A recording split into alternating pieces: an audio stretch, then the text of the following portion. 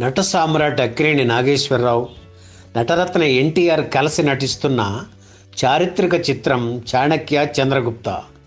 ఈ షూటింగ్ హైదరాబాదులోని రామకృష్ణ స్టూడియోలో జరుగుతుంది. ఆ రోజు ఏఎన్ఆర్పై సన్నివేశాలు చిత్రీకరిస్తున్నారు ఎన్టీఆర్. ఇందులో నవనందులుగా నటిస్తున్న పద్మనాభం, రాజబాబు, సారథి, పొట్టి ప్రసాద్, చిట్టిబాబు తదితరులు కూడా షూటింగ్ స్పాట్లో ఉన్నారు. అక్కినేని చెప్పబోయే డైలాగ్స్ ఒకసారి మననం చేసుకుంటున్నారు. అరగంట అయినా ఆ డైలాగులు ఆయనకి పట్టు చిక్కడం లేదు. ఇదంతా చూసి తన పక్కనే ఉన్న రాజబాబుతో, ఆ డైలాగులు చెప్పడానికి ఆయన ఇంత టైం తీసుకుంటున్నాడేమిటి, చాణక్యుడి వేషం నాకే గనక ఇస్తే అదరగొట్టేసేవాడిని అన్నారు పొట్టి ప్రసాద్ మెల్లిగా. అది విన్న రాజబాబు ఊరుకోకుండా అక్కినేని దగ్గరికి వెళ్ళి, బాబాయ్ నీ డైలాగులు ఇస్తే పొట్టి ప్రసాద్ అదరగొట్టేస్తాడట అన్నారు. వెంటనే అక్కినేని చదువుతున్న సీన్ పేపర్ని పక్కన పెట్టేసి, ఏమిటి అదరగొట్టేస్తారా, ఉండు ఈ విషయం రామారావుకి చెబుదాం అని ఆయన్ని పిలిచి చెప్పారు. ఎన్టీఆర్ వెంటనే పొట్టి ప్రసాద్ దగ్గరకు వచ్చి, ఏం పొట్టి చాణక్య, ఈ డైలాగ్ మీరు చెబుతారా అని సీరియస్గా అడిగారు. పొట్టి ప్రసాద్ నీళ్లు నమిలారు. ఏం మాట్లాడరే అని రెట్టించి, మీరు ఈ వేషం వేస్తారా పొట్టి చాణక్య, మరి చంద్రగుప్తుడు ఎవరు అని ప్రశ్నించారు ఎన్టీఆర్. చంద్రగుప్తుడు కాదండి, చంద్రగుప్తుడు రాజబాబు వేస్తాడు, అయితే ఒక కండిషన్ అని కొంచెం ధైర్యంగా చెప్పారు పొట్టి ప్రసాద్. ఏమా కండిషన్ అడిగారు ఎన్టీఆర్. ఇంత సెట్టు ఉండాల్సిందే, ఇప్పుడున్న పాత్రలన్నీ ఉండాలి, కానీ డైలాగులు మాత్రం ఉండకూడదు అని చెప్పేసరికి ఎన్టీఆర్, ఏఎన్ఆర్ ఇద్దరూ నవ్వేశారు. అలా తెర మీదే కాకుండా సెట్స్లోనూ నవ్వులు పువ్వులు పూయించిన హాస్య జంట రాజబాబు, పొట్టి ప్రసాద్. ఒకరిది తూర్పుగోదావరి జిల్లా, మరొకరిది కృష్ణా జిల్లా. 12 ఏళ్ల వయసులోనే ఇద్దరూ నాటకాల్లో నటించడం ప్రారంభించారు. కొంచెం పెరిగి పెద్దయిన తరువాత ఇద్దరూ విజయవాడలోని రసన సమాఖ్యలో కలిశారు. గిరీశం పాత్ర పోషించడంలో ప్రసిద్ధి పొందిన కె వెంకటేశ్వరరావు నెలకొల్పిన సమాజం అది. రాజబాబు, పొట్టి ప్రసాద్ కలిసి నటించిన దొంగ వీరుడు నాటకం ఇద్దరికీ పేరు తెచ్చింది. సినిమాల్లో నటించాలనే తపనతో ఇద్దరూ కలిసి మద్రాసు చేరుకున్నారు. నిర్మాతల దృష్టిలో పడాలంటే వారి సమక్షంలో నాటకాలు ఆడాలి అనే నిర్ణయానికి వచ్చి కథ కంచికి, 4 ఏళ్ల చావిడి, కుక్కపిల్ల దొరికింది వంటి నాటకాల్లో నటించారు.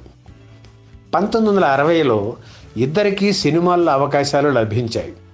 రాజబాబు సమాజం చిత్రంతో, పొట్టి ప్రసాద్ అప్పు చేసి పప్పుకూడు చిత్రంతో ప్రేక్షకులకు పరిచయం అయ్యారు. రాజబాబు సత్యహరిశ్చంద్ర చిత్రంతో మంచి గుర్తింపు పొందితే, పొట్టి ప్రసాద్ పూజా ఫలం సినిమాతో పేరు తెచ్చుకున్నారు. రాజబాబు దశ తిరిగి టాప్ కమెడియన్ అయ్యారు. ఆ రోజుల్లో ఆయన లేని సినిమా ఉండేది కాదు. డిస్ట్రిబ్యూటర్లు, మీ సినిమాలో రాజబాబు ఉన్నాడా అని అడిగేవారు.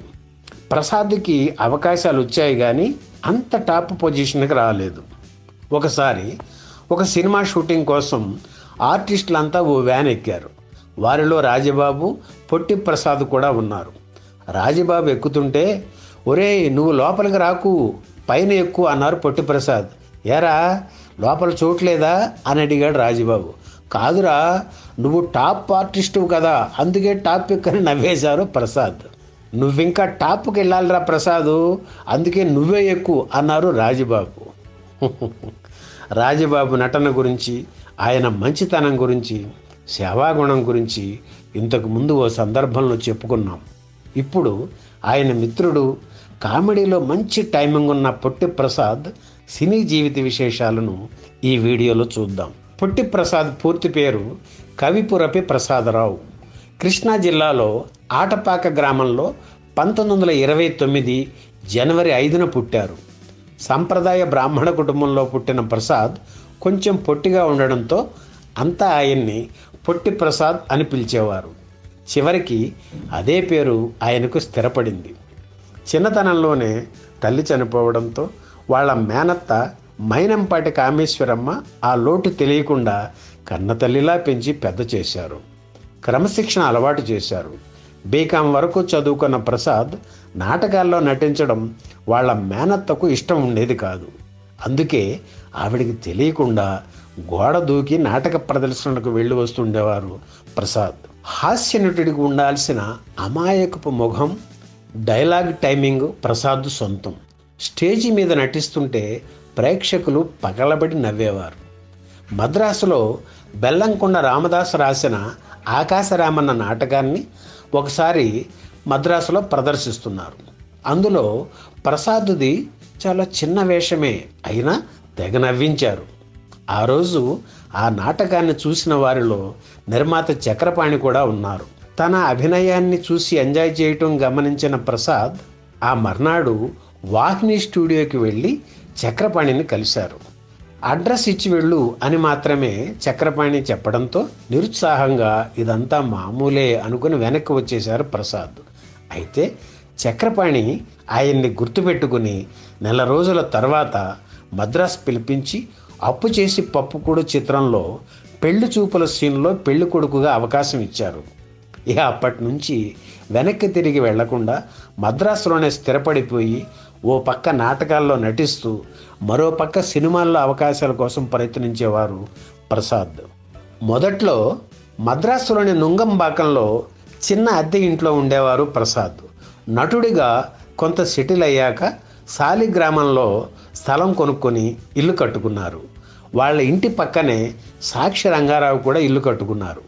పొట్టి ప్రసాద్కు స్నేహితులు ఎక్కువ. రాజబాబు, అల్లు రామలింగయ్య, రావికొండలరావు, చిడతల అప్పారావు తరచూ వాళ్ళ ఇంటికి వస్తుండేవారు. ఇంట్లో ఉన్నప్పుడు పొట్టి ప్రసాద్ చాలా సింపుల్గా ఉండేవారు. లుంగి కాకుండా చిన్న టవల్ కట్టుకుని తిరిగేవారు. ఆర్భాటాలు ఆయనకు ఇష్టం ఉండేవి కావు. ప్రసాద్కు విల్ పవర్ ఎక్కువ. సిగరెట్ మానేయాలని అనుకున్నప్పుడు వెంటనే మానేశారు. దానికి బదులు జర్దా అలవాటైంది. అది కూడా మానేసి ముక్కుపొడు మొదలుపెట్టారు. ఆ తర్వాత అది కూడా మానేశారు. తొలి రోజుల్లో ఎన్టీఆర్ సొంత చిత్రాలు ఎక్కువగా నటించారు పొట్టి ప్రసాద్. ఎన్టీఆర్ సెట్లో ఉంటే చండశాసనుడే. జోకులు, చమత్కారాలు ఆయనకు నచ్చవు. ఆయన ఏకాగ్రత అంతా షూటింగ్ మీదే ఉండేది. చాణక్య చంద్రగుప్త చిత్రం షూటింగ్లోనే జరిగిన సంఘటన గురించి మీకు చెప్పాలి. ఆ సినిమాలో ప్రసాద్ భుజం మీద ఒక వస్త్రం ఉంటుంది. షాట్ లేనప్పుడు ఆ వస్త్రాన్ని పక్కన పెట్టేవారు. ఒకరోజు ఇలాగే ఎన్టీఆర్ నుంచి షాట్ రెడీ అని పిలుపు రావడంతో ఆ వస్త్రాన్ని మర్చిపోయి వచ్చేశారు ప్రసాద్. మీ భుజం మీద కండువా ఏది అని అడిగారు ఎన్టీఆర్. అయ్యో మర్చిపోయా అని వెనక్కి పరిగెత్తారు ప్రసాద్. పెట్టిన చోట అది కనపడలేదు. అందరినీ అడుగుతున్నారు. సెట్లో అన్నగారు అరుస్తున్నారు. మళ్ళీ పరిగెత్తుకుని ఆయన దగ్గరికి వచ్చి, అయ్యా ఆ వస్త్రం ఎక్కడో పోయింది సార్ అని తల వంచుకొని చెప్పాడు ప్రసాద్. ఎలా పోతుంది, ఎందుకంత నిర్లక్ష్యం అని గట్టిగా అడిగారు ఎన్టీఆర్. ఏమో సార్, ఇంకా నయం, ఆ వస్త్రం మాత్రమే ఉండి నేను కనిపించకుండా పోతే ఏమయ్యేదో అని ఆలోచిస్తున్నాను సార్ అని ప్రసాద్ అమాయకంగా మొహం పెట్టి చెప్పగానే అంత కోపంలోనూ ఎన్టీఆర్ నవ్వేశారు. ఇంతలో కాస్ట్యూమ్ వాళ్ళు ఆ వస్త్రం తెచ్చి ప్రసాద్ భుజం మీద వేశారు. మొదట్లో వేషాల కోసం ఎండనక వాననక సైకిల్ మీద తిరిగేవారు ప్రసాద్.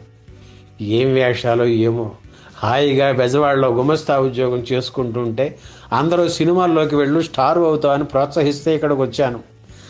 వాళ్ళు చెప్పింది నిజమే, తిండి లేక స్ట్రగుల్ స్టార్ని అవుతున్నాను అని తన శైలిలో చెప్పేవారు ప్రసాద్. బ్లాక్ అండ్ వైట్ నుంచి కలర్ చిత్రాల వరకు పొట్టి ప్రసాద్ సినీ ప్రయాణం సుదీర్ఘమైంది. కళా తపస్వి కె విశ్వనాథ్, జంధ్యాల తమ చిత్రాల్లో మంచి పాత్రలు ప్రసాద్కి ఇచ్చి ప్రోత్సహించారు. సాగర సంగమం చిత్రంలో నమస్కారం అండయ్యా అనే ఊత పదంతో నవ్వించారు. 2006 చిత్రంలో పితా అంటూ అందరినీ నవ్వించారు.